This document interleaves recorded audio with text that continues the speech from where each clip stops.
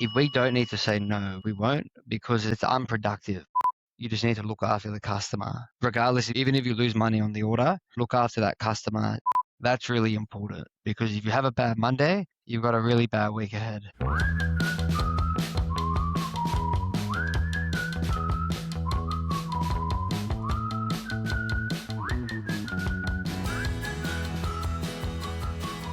Hello, and welcome back to Add to Cart. My name is Nathan Bush, or Bushy, joining you from the lands of the Turrbal people right here in lovely Brisbane, Australia. I've got a very special episode for you today. Today, we're going to ask, what does it take to be the number one person in e-commerce in Australia for 2 years in a row? Well, hot off the press, brand new scoop, we've got Guy Nappa joining us direct after his win. Guy is the co-founder and the COO of Oz Hair and Beauty, one of Australia's largest omni-channel hair and beauty retailers. He's gone back to back at the top of Inside Retail's top 50 people in e-commerce. It's a list that I've judged myself, so I know what the competition looks like and what he's up against. It's an incredible achievement. Guy spent the last 3 years leading Oz from a pure play D2C brand into a national retail chain, opening 30 stores and, as he said today, heading hard for 50 stores. In this episode,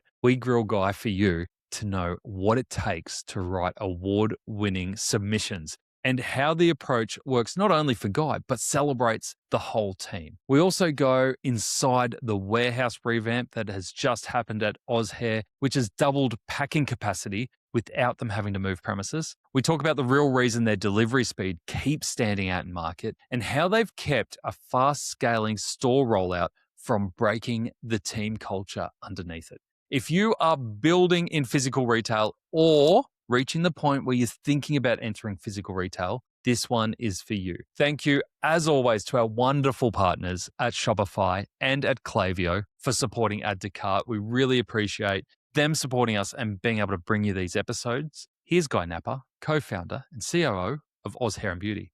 He's also the number one person in e-commerce. Guy Nappa, welcome to Add to Cart. Thank you very much, Bushy. Keen to be here. Mate, well, it's only taken you two number one people in e-commerce to be on here. We're a tough audience, but I'm glad we finally got there. Yeah, tell me about it. I don't know what else I had to do to come on. Well, Anthony was here. I think he's in the early 30s. Like, he was one of our first 6 years ago. And I felt, is there more I can know about Oz Hair and Beauty? And I thought I got the best brother, but obviously I didn't. I've got the best brother now who's winning all the awards. Yeah, I think it depends who you ask. I think I think the third one would say he's the best, but let's see. Hopefully I could be as engaging as he was. He had some good stories, especially the one that I remember was your dad waking him up with a bucket of ice water to get him to go to work or something. Yeah, sounds like my dad. You're making stuff up. Well, tell me, congratulations, first of all. It was brilliant to be there with you on the night that you got awarded in Melbourne 2 weeks ago now, and is so well deserved. And to get it 2 years in a row is a massive feat. For anyone who doesn't know the top 50 in e-commerce, it's kind of a pinnacle of the Australian e-commerce industry run by Inside Retail. And having been a judge a couple of years, I know the quality of the entries and what you're up against. So I didn't get to read your entry this year. Tell me, Guy, how do you do it? How do you get 2 years in a row? What made you stand out, do you reckon? Yeah, it's funny. No one's ever asked that. And I don't think it's anything in particular. I just say I think I'm the lucky one out of the team that nominated and had the time to write the submission. It definitely feels like a bit of a selfish award, but what's behind it is such a hardworking team that's really executing on the vision. And I think at the moment it's a fun place to be. We're doing a lot of exciting stuff and we're putting ourselves out there as well in the market. And I think, being recognized as number one for 2 years in a row, just, it's a nice reward and recognition for what the whole company's doing, not necessarily just myself. No, absolutely. It is a recognition of the team, but obviously as the leader of the team, you are playing the honcho role there. Selfishly, I know there are a lot of people who are wondering, how do you write an award-winning entry? What is your strategy or your technique? Because I know a lot of people really struggle to put themselves forward. Yeah, look, I think it's really focusing on the results, and it was my third submission. So I think the first year I came in at 26, and then 2 years ago I won it. I think the difference there was showing the like the benefits or the savings or the, in percentage terms of Yeah. all the hard work. And like when I compared my first nomination to what I did now, I focus more on, I did this and therefore resulted in X. And I think that's what the judges want to see, as opposed to things at a very high level, or more so what like did we do as a company. I think Yeah. you almost need to be very selfish when you're writing. And like I'd probably put that back on you. What do you see as a good submission versus a not so good submission? You absolutely nailed it. I was actually helping a few people draft their submissions for the top 50. And that was the advice that I gave them. I said, we have this way in Australia, I think it's an Australian thing, of putting we in front of everything. It's kind of like how we've been told in management that, when everything's good, it's we. When everything's, you know what I mean? When you need to take responsibility, you take responsibility. But we draft reward submissions, especially individual ones, as we. And I know from judging those, the ones that win are always the ones that say, I did this. And it's in a humble way. It's not like it's, a braggy way, but it's I know that I did this, I led this, and I got this result, and being crystal clear about that. And I think it's that kind of bit around you have to get over yourself to be able to put yourself forward like that. Yeah, definitely. It's a hard thing to do for people that I think work really close with their teams and also like don't feel that they're deserving of even writing I in front of it. And it's probably more so just a character trait on building yourself up to do that. And Yeah. at the end of the day, it could just like it's whoever it is on the front cover is one thing, but it's how you handle that with your team and like share the recognition, I think is just as important. I agree. And I hope people hear this. And the reason I'm asking you so many questions about it is because I hope people see this and enter, because Yeah. we need more people entering. You are 100% worthy of number one. And I'm sure in our conversation, people will hear even more reasons why.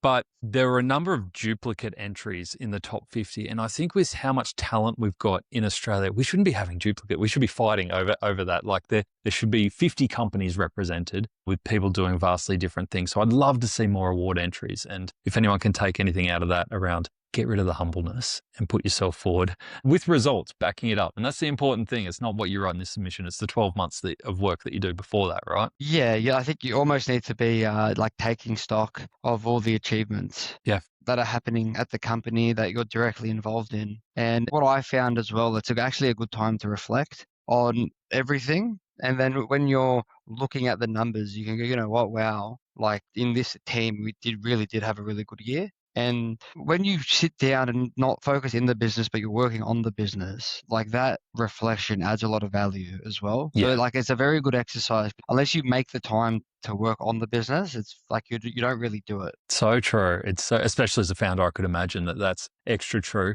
I've got to ask you, did you use ChatGPT at all? No, I did not. I think maybe to shorten my responses because like the way I write, it would just be like 1,000 words, just like gibberish. And then like thinking it's the best response ever. Then I realize what the words are, how much over the limit I am. That's And then funny. I've just completely just ruined how nice it was just to put in the raw numbers. Awesome. All right. Well, let's get into that last 12 months. But before we do, if people don't know the famous Guy Nappa, tell me what's your role in this business? Obviously, you've got your three brothers in there. You've got Anthony and Dean as well. How do you divide and conquer? And then what's your day-to-day role in Oz Hair and Beauty? So look, my title is COO, but when you work for yourself, you can give yourself whatever title you want.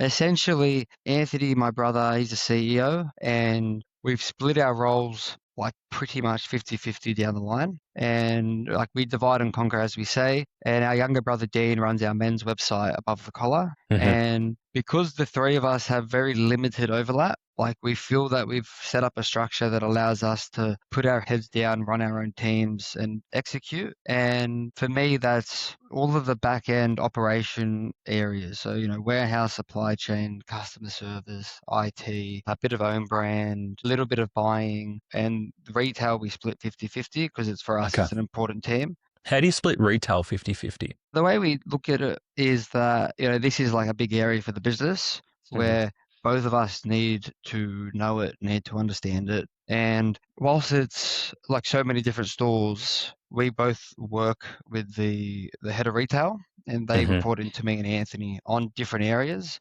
And we feel that having that, like being so close to such an important team, we can also listen to her when she's saying she needs help from other departments. So if it's in the warehouse, for example, about stock deliveries, I can go ahead and like make that happen or speak with the right people. And like we've opened 30 stores in 3 years. Like we need to know the ins and It's outs insane. of the retail element as opposed to just offloading that to someone else. Like we wouldn't consider ourselves true retailers if we just hired someone to run it all. Like that's just not how we operate. I know you started as D2C. Does retail come naturally? I'd say it does now, but I think it took us 12 months to kind of iron out all the ins and outs, and we feel like we've set it up in a way where it's rinse and repeat, but we are conscious too, we're still early on the journey, and I think there's a lot that can happen. Like still a lot to do here, but we definitely enjoy it. When you're behind the computer and just doing ecom, it's very rewarding.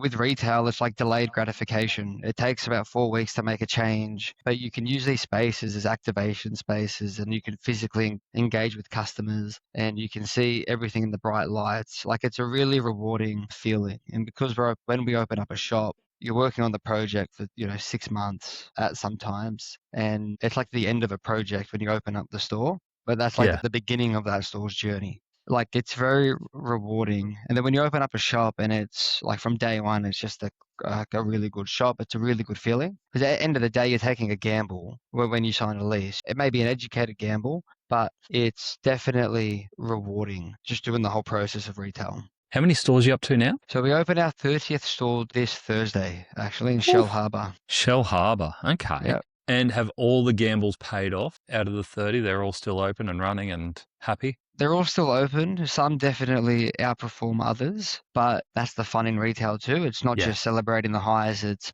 focusing on the ones that aren't doing well. And how do we make them well? Because that makes us better retailers. And, we are definitely happy where things are at the moment, but we have that motivation and drive to keep going because, like, we do want to make this a national chain. Yes. Now, you mentioned there that 6-month journey towards opening a store. Has that condensed as you've opened more and more? And it feels like every month you're opening a new one, or even closer, I suppose. Yeah, we try to have, it's funny because you've got like the designers and the people in the back end wanting as much time as possible so they Yeah. can plan their creations. And then you've got the people managing the cost trying to bring it down as quickly as possible so we can, start trading ASAP. Yep. And it was almost finding a balance. I don't think we've got this right yet. I think there's a lot to still do, but I don't think you will ever get it right. It's just continually iterating every time we open a store. And I think like that's also the enjoyment because you're finding out how do we make this better. And are they templated now? Does each store get a little bit of individual love and attention, or is it pretty much follow the bouncing ball? The last 12 months, definitely we have a template in place. And that's something we've really tried to roll out, especially Yep. doing 15 and 12 months. It's very Yeah. hard to make changes. But the problem there is you don't really get a chance to stop and reflect on, what went wrong, what can we do better. And like for us, we're so used to stopping, doing an after action review, looking at every single point. I think for us, it got to a point last year where we were just doing so many, we didn't get to stop and take stock on, what can we do better. And we've started the year now. We're in March. We're opening up our first store. It's given us a bit of a time to sit down, take a breath, relax, and make some key changes that will allow us to open up more stores. Are you going to give us hints on what those key changes are? There's a lot in the pipeline. Nothing too concrete yet, but like the way we're looking at it is how do we make Oz Hair and Beauty the number one hair care retailer? Like that's our vision. That's something we talk about every day. And when you think hair, you think Oz Hair. And for us to do that, we need to make our spaces as engaging and exciting as possible. So it's a challenge for us that we're always thinking about how do we make this shop better? How do we make it more exciting? How do we make it more accessible? And how do we interact more with the online side as well? Do you think because you started D2C and online that has given you a unique view on customer and customer experience that you've taken into physical retail that maybe some of your more traditional competitors might not have? Yeah, to be honest, I love that question because I don't think that's ever been asked. And I do really feel this is our competitive edge in such a competitive market. Like we built our business off the back of reviews, starting as an eBay business where you needed to have the most reviews to be at the top. That I think that's how eBay rewarded you. And Mm. we've taken that approach into our stores. If you look at our Google My Business, all our stores are like really high ranked. And like the reason that is because we put such an emphasis on education and service. And look, we're not perfect by any stretch, but if we find out that a customer's had a really bad experience, like we take it quite personal. We want to solve it. Even if we can't solve it, we want to sort out the customer. And like we like to view eBay as a bit of a training ground for us back when really Anthony was doing it himself, because it taught us that you just need to look after the customer. Regardless, even if you lose money on the order, look after that customer because they'll leave a good review and it'll trickle down in the long run. It's really interesting the point you make there, isn't it? Because you're treating it as a one-to-one approach with a customer, whereas traditional retail probably would open 30 stores pretty quickly, but look at it as a head office to 30 store relationship, whereas you were grounded in that one-to-one. Every customer, regardless of where they shop, is an Oz Hair and Beauty relationship. Yeah, definitely. And we had conversations around how we structure our teams because within 12 months, we essentially went from 0 stores to 4 stores. And our whole team, their responsibilities changed from being pure play to omni. And we think in that first 12 months, the biggest hurdle wasn't opening stores. It was, getting our mindset, not just our team's mindset, but us as leaders turned around to being an omni-channel business. And I think that's why in the first year we only opened 4 because there were so many learnings. But how we've structured the team is we've given everyone ownership on the retail store as part of their role because it's related to what they do. Even the CRM and ecom manager, stores is a part of his role as well because it all intertwines. Has that been a hard mindset to shift internally? Looking back on it, I don't think so. I think it just took time. I can't say it enough. Like we are very lucky and fortunate of the team that we've built over the years. Like we do have a very good connection and team that have been with us for a very long time. And they've also grown with us as the business has Yes. progressed. And I think that's been a really key part of our success is having these people be with us for a long time. So it's almost like every year there's something new happening. They're evolving. So it's just been fun in all honesty. And like I think that's when you're part of a company that's growing and doing all new things and like it's obviously working, it's a fun place to be. And like our goal as owners is to make sure we can continue to do that. And like touch wood, our strategy and our execution stays as is. And like that's really all we think about as owners is just how do we keep the momentum going? How do you keep the momentum going? And you guys work at a crazy pace. How do you keep it fun? Because I know that, especially with people who may have seen the old ways, and it's like, okay, cool, we established this great D2C brand and it was good. We had a stable pace. You're always going fast, but the pace of change would have got crazy, I could imagine, the last 12 to 24 months. How do you keep it fun? I think everyone wants to be at a company that is, maybe not everyone. I think for us, fun is where you're at the company and like you're doing good things. You could be at a company that, likes to have a laugh, but like nothing's getting done. And that's like slow, like very quickly, that's not going to become fun.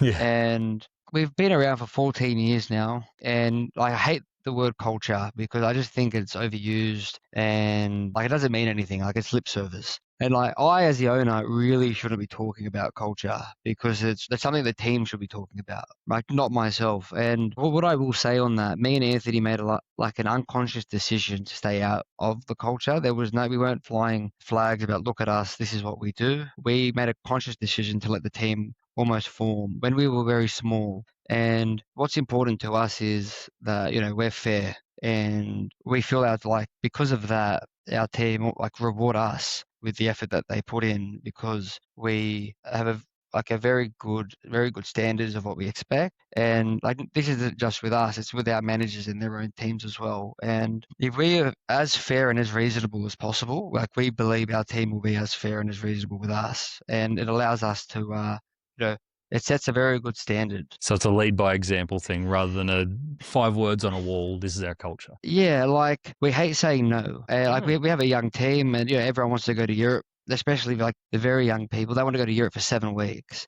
And like there are some companies, they just won't allow a 7 week holiday, regardless if they've got the leave or not. But like the way we see it is, yeah, if you're young and you finish school, maybe you're 2, 3 years out of school or even uni, and you've sacrificed a lot. If we're in the position to let you go, like we can work things around because you're going to come back to work more motivated. Now, like that's just like one example, but if we don't need to say no, we won't because Yeah. it's unproductive. Yeah. True. It's about picking the right battles, isn't it? Like some people would do that to take a stand, to go, actually, if we say yes to you, everyone will be wanting 7 weeks. And it's like, actually, well, if that's what we become known for, it's pretty good. Then people become loyal and stick around. Yeah, and like we've been able to like apply that to our customer service too, where we don't want to have these policies and like this is like the maximum discount we can offer. This is like how we have to handle this situation. We want to give teams the onus and the freedom to manage every use case I love themselves. that.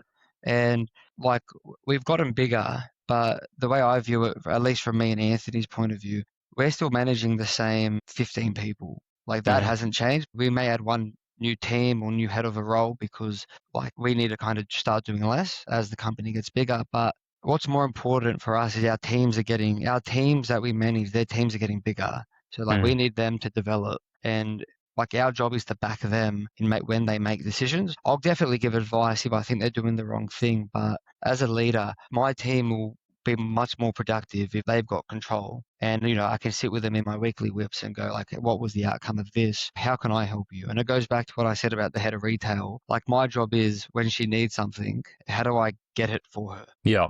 As a founder who's also a builder, is it hard to take that step back sometimes and be the sage in the room? Look, I think I'm definitely not a sage at all. I think I drive maybe too much change across the business, whereas I think the team have learnt to push back, which is a really good thing. And I encourage everyone, not just to myself, but you need your teams to push back on you as well. Yeah. And like what we say is, we're not slowing down so you can keep up. Unless you tell us that we need to stop, like we're going to keep going at this pace. And like very quickly, you'll find out like who is ready to go on the journey and who has the courage to like speak up and say, look, we're going too fast. We need to slow down because we're missing X, Y, and Z. And Yeah. we love that. Like I even had it today where someone's come to me and said, look, I think you need to have a chat to this person because things are just getting unclear at the pace we're moving. And I'm like, awesome. Like, thank you for that. Otherwise, if no one comes to me and says that, I'm just going to keep going. Gonna keep going. Yeah. Yeah. And like that's why I say as founders, our job is to encourage that perspective within the teams. That makes sense. So when you look back on the last 12 months in particular, when you were writing that top 50 submission, what were you most proud of? Tell us some of the more tactical things and achievements that you've done, because we're an e-commerce podcast and we're always keen to go into the covers of what makes great retail and e-commerce businesses achieve and stand out in the crowd. What are some of the biggest achievements that you think in the last 12 months stood out for you? Yeah. So specifically, there's a lot of projects on last 12 months, obviously a lot of new stores, but what I'll kind of highlight is as we've gotten bigger, our space becomes a big issue. And what we don't want to do is like move where we are. Like we love the Shire. In terms of warehouse and head office? Yeah, like we love being in the Shire, and like our team is all around us. As we get bigger, space becomes an issue, and we're always looking at we need to be prepped and planned ahead. And what we did was instead of looking to go west, which is that's what everyone's first initial thing is, but it's important to me we don't split up office and warehouse, especially whilst we're such a tight knit team and we're growing. We want everyone to be together as much as possible. And what we did was instead of just moving to a bigger space, we actually did a complete revamp of our warehouse. So we put like quite a large mezzanine in. We put conveyor belt that runs through the racking to maximize our space, which Yep. is like very cool, but also very expensive when you've got racking that's about 100 and something meters. I have been to your warehouse. It's huge. Yeah, so super annoying project to do, but like the cost made sense instead of like why it was one-off cost as opposed to moving to a warehouse. So we saved there so we could be where we are a little longer. And once we did that, we then began the steps of a new ERP, which only went live about 2 weeks ago. What'd you go to? We went to Seller Cloud and PeopleVox, Okay. which has been really good. And with the space maximization project, it just allows us, it actually, like, we've doubled our packing desks, which is really cool for such a unique space. Being able to like double the output was really important to us, especially as we add more stores. And we feel like we did it in quite a unique way because our space is quite limited, and based on like the additional picking zones, the additional rack storage we could get, like it's added a lot of value for the business. Is that purely pick and pack for e-commerce orders, or are you fulfilling stores out of there as well? No, we fulfill stores out of there as well. So what we found is, like, obviously we have to hold a lot more stock because we're shipping and replenishing to our stores. And come peak periods when the stores replenish like considerable, it makes a massive flow-on effect. So if we don't order the stock earlier every year, it just creates a big bottleneck. And Yeah. like the renovation came at the right time because we finished properly around September. That's when all the stock for peak starts arriving, and like it was just crazy. Any fashionista knows that if you want to make smart wardrobe choices, everything needs to live in the same wardrobe. Not half your clothes in the spare room, shoes in the garage, accessories in the car. Princess Polly realised the same thing was true for their marketing. As they scaled globally and opened physical stores, their email, SMS, app, and in-store data were all living in different platforms, which makes it pretty hard to scale a great customer experience at scale. So they pulled everything into one place, Klaviyo. By consolidating their channels and customer data, Princess Polly unlocked a clearer view of the customer journey, smarter automations, and faster global scale. In Q3 last year alone, they drove 2.8 times year-on-year global revenue growth, with over 60% of that Klaviyo revenue coming from automated flows. Even better, flow revenue grew more than 4 times year-on-year. Turns out when everything's in one wardrobe, picking the winning outfit gets a lot clearer. If you want your marketing to scale with style, head to klaviyo.com/au and see how brands like Princess Polly are doing it. You are very well known for your speedy delivery in market. I've had that myself, and I've also had a few people comment on how fast you are in exceeding customer expectations around speed to deliver. What's the secret? What's your non-negotiable when it comes to pick and pack and getting orders out that makes you so responsive? Look, I've been asked this a few times, and we do work with majority of our parcels. Our freight goes with Ozpost, so I've got to give them a lot of credit here. And like a lot of people use Australia Post though as well. So like to be singled out as we're really fast, it's caused us to kind of think about what we do. I just think we roster our team in a way that we can get orders out as quickly as possible. And I actually think that's it. I think even though you may advertise cutoffs and everything, but it's just rostering, setting your team up in a way and having like a number you look at to not go over every day for us has been really key. And that's as simple as it is. Like we try to review it and to see what are we doing that's really good. And I'd love to be able to give you some over the top explanation about why what we're doing works, but Yeah. I think it's having a clear number to look at that, look, we need to be dispatching before this time. Do you have an internal dispatch number hours between order and having it ready to jump on a truck? Look, we have a cutoff at 1:30, but Yep. like with the new system changing, we're still trying to get the reporting to be up to scratch. And for us, we like to have like available packed orders under 100 orders every day. But like by the time we leave, and like that means different things to everyone depending on the reporting. But we know like we want to start our Mondays off good, which I think is Yep.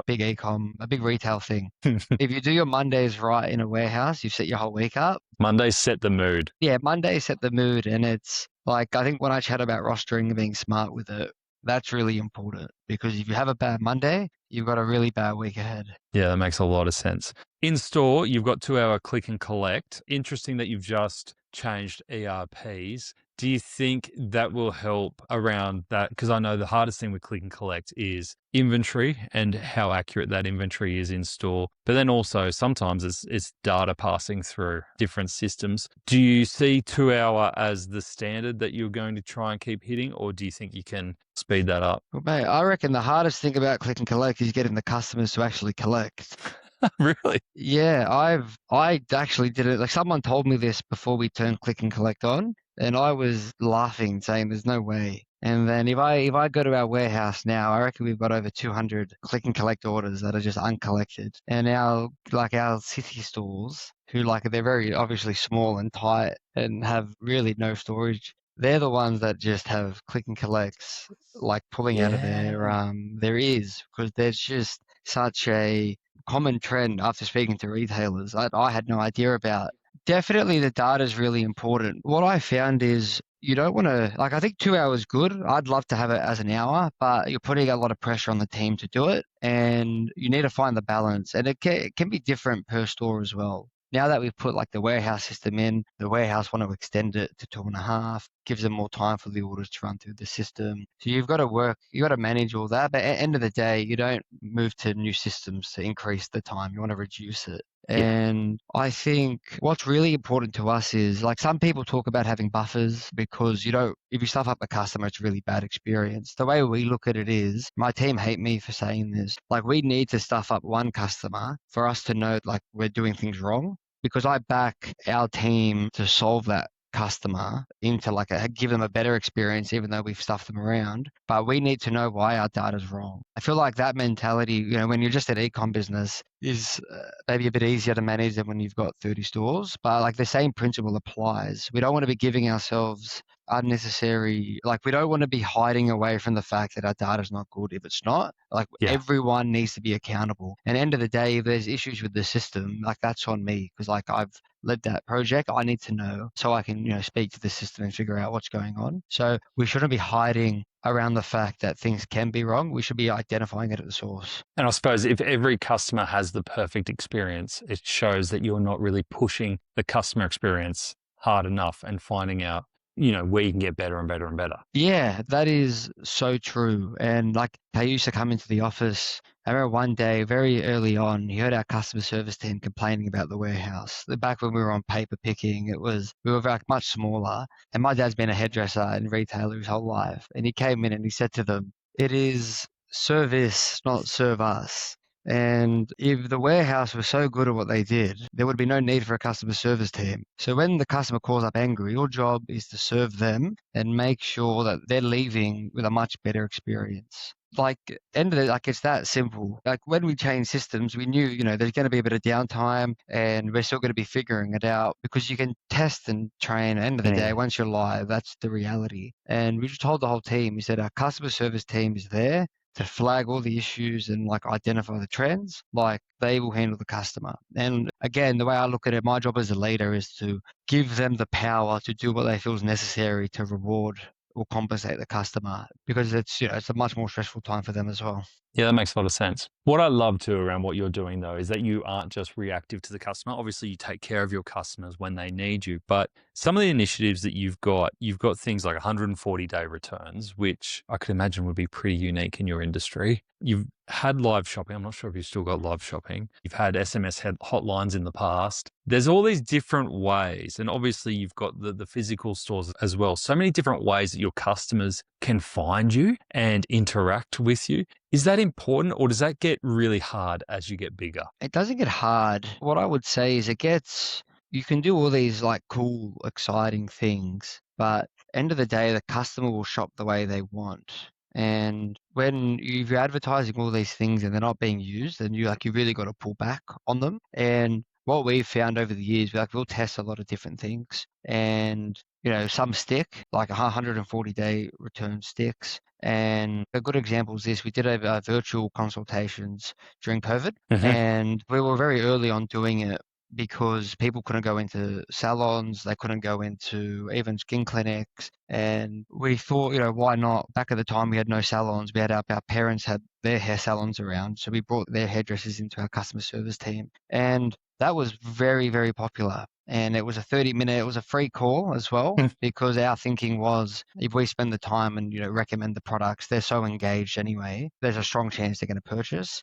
Yep. And during COVID, that was really successful. But post-COVID, that's completely just fallen off a cliff. And we actually turned it off a few weeks ago because no one knew it was on. Randomly, we got like someone who's done it. And then we're like, all right, well, that's not worth the time now to do this. But I think when you have things to talk about and things are fun, like you should definitely try them. You just got to see how useful all of them are. Yeah. And like for us, live shopping is really cool and like we really enjoy it. And it may not have a direct impact at the moment, but like we are confident it will. And it's a massive brand building exercise for us. We work very closely with our suppliers as well. Good way Hmm. for us to promote the new brands and new products, even specialized events like sale events. And for us, we view that as getting our reps in before TikTok Shop comes on, Yeah. because at least we now know all the ins and outs of setting up a live shopping, which to be honest, you wouldn't think about these things, but like you need good internet connection. Well, we all think our internet connection is really good, and then you go live and things are blurry, or you forget to tell the shopping center that you're trading an extra hour, so the aircon goes off, and you got the people presenting who are sweating. And It's never a good look, especially when you're selling hair product. yeah, no, definitely not. And like for us, it's actually a really good investment because these are the little things that Yeah. once we're ready, once TikTok Shop comes up, we know we're ready to go and go hard. I love what you're saying there around doing your reps and finding ways of doing your reps before you make the big play, because you're absolutely right. And there is such a technique to live shopping that's not the same as influencer or content creation. It's a totally different skill. So I think that's a really smart tip. I want to really ask you around the investment team that you've got around you. A bit of a change of pace, but you've got some retail giants backing Mm. you there. Tell me how that's come about and what you're learning from them. Yeah, look, we are very fortunate with our investment group that we've got so much experience around the board table that helps us not make as many mistakes. And I think that's the real key. We weren't actively looking for investors. It was a time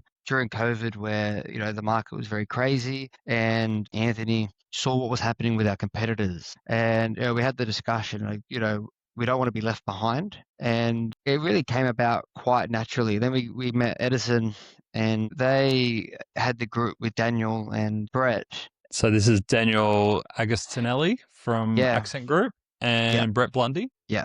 And they kind of came to us and said, we believe this can be a retail concept. And they explained why. And it was a completely change of pace, complete change of thinking. For us, we always had the idea of having like a mega salon at every state, which would allow us to do click and collect and ship from store, all the omni-channel stuff. But their point of view was, and they did call it. They said post-COVID, stores are going to be back and e-com's only going to get more expensive. And like they were on the money with both those two things. And like our only regret is we didn't do stores earlier, Okay.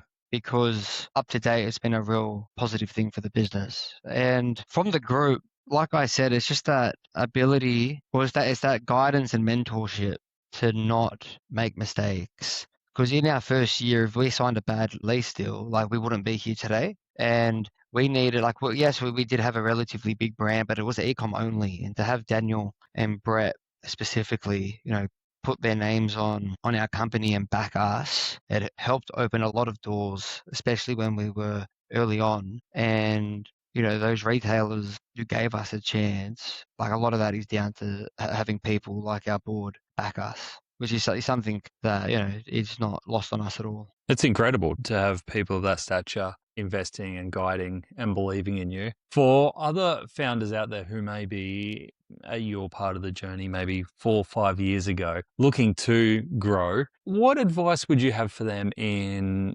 attracting and securing the right kind of investors? It's funny, I've been asked this question so many times. I always have to think about it. I think you really need to know what your business is, and you should be open to actually like having people that disagree with you on what that is as well, because at the end of the day, your perception may not be someone else's. And as long as you like leave your ego at the door, like someone else could be right. You definitely need to know your numbers.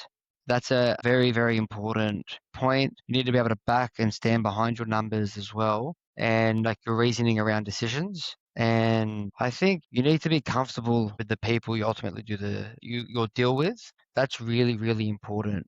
And I've just heard horror stories, and I'm quite thankful and grateful that I've got like a really supportive board and investor group. But I've heard horror stories where businesses become almost stuck because there's limited decision making or there's too much red tape in getting things done. And, for us, we like to move fast. Like, we like to move very fast. And by having a supportive board, they almost guide us in the right direction. And it's not necessarily we listen to everything they say, but it definitely forces us to rethink ourselves if we're not 100% sure on something. And that's been like a good progression for us, especially as whilst we're so young and we've really run our own show for so long. Having people that have done it before and have that experience questioning you, like if we know we're right, like we will have to defend our decision more, and like that's okay because it means that we're more confident and we're giving them the confidence in our decision too. But when we're not as confident in the decision and like we've got to, like, they question it, which is nothing wrong with that, it allows us to double think. And I think that's like a really productive way of running the board. And I suppose it's a good tiebreaker when Anthony and you just don't agree on a big decision. Mate, every time me and Anthony don't agree on a big decision, it's either the younger brother or our dad who comes in. And then 90% of the time, I don't win. I don't have the older brother card, unfortunately. Oh, no. Ever dreamed of turning a weekend passion into a thriving business? Girls with Gems did exactly that. What started as a mother-daughter duo hosting jewellery parties at home is now a bustling boutique and a booming online store. They've helped hundreds of women feel confident, stylish, and part of the sisterhood to become, as they like to say, one of the girls. And with Shopify, things are moving faster than ever. In 2024, their online sales revenue grew by a jaw-dropping 107%. But it's not just about the sales. Things feel smoother behind the scenes too. Efficiencies have soared. Huge sales events are now prepped and scheduled ahead of time, and integrated automations mean that VIP customers are spotted instantly, triggering exclusive offers without anyone lifting a finger. Just smart tools, stylish growth, and one sparkling success story. To read more case studies like this, visit Shopify Case Studies online. So, imagine, Guy, that we are sitting down, we're writing next year's top 50 entry for your three-peat at number one. What do you imagine the next 12 months holds for you and Oz Hair? What do you think the big leaps are going to be? I would love in the next 12 months to be, reflecting on what we've done as a company. Look, our goal's always been 50 stores by middle of next year. I think if we sit 12 months from now, I'd love to say that, we've opened 50 or we're in the process of opening 50, because for us, that's our first kind of benchmark. And I think it's just a really important number for us. I would like to think that, we've continued to improve our dispatch time in our operations to make things even quicker, especially as more stores open. We need to get better, not get worse. And if we don't do it within the next 12, we will do it within the next 24, is, being the leader in the professional haircare category. That's something that when my dad had one salon in Rockdale, I don't think he ever thought about it, but being able to do that by next year would be something that, puts us in a very nice bracket. It's something we are aiming for. And, it's why we're working so hard, is to be the leader in the market. And I am confident with the team we have and what our plans are, we will get there. It's just a matter of when. I'd love to say that within 12 months. What does your dad think of where you are right now? He must be bloody impressed from one salon in Rockdale. Yeah, he's very proud, but, he's a big wog. So he'll make sure he tells us all the things we're doing wrong. And it never lets us enjoy it. Always tells us what we can be doing better, and that's how we love it as well. We don't want too many high fives. We need to know what we're not doing good so we can improve on it. And I'm lucky that both mum and dad do that really well. Yeah, that's amazing. How they show love, isn't it? Yeah, exactly right. I've got one more question for you, mate. I'm really keen because there's a theme that's coming through all of this, is that you are relentlessly focused on growth. And you've said yourself, you're still young, but you've got all these targets. You seem really self-motivated, even though you've got Anthony and Dean there by your side, pushing each other on. But there must be something in you that's built a little bit differently, because you are always pushing. How do you stay motivated and avoid burnout? I genuinely think that out of the three brothers, I think I'm probably I think I get more motivation looking at how both Dean and Anthony work. I think we're all very different people. I just do think we are relentless in what we do, and we are very goal focused. So it's just knowing that there's still much more to do. And I think that's the key to motivation. Like, we're definitely not slowing down. I think if anything, we're just ramping up. We feel like we're only getting started. And, maybe one day that will change. But for now, whilst we're young, we know we really need to hit it hard, because our grandparents were immigrants. They came here on boats, an old immigrant story. And both my parents worked very hard to provide a good life for us. So we see that more so as an obligation to build on for the next generation.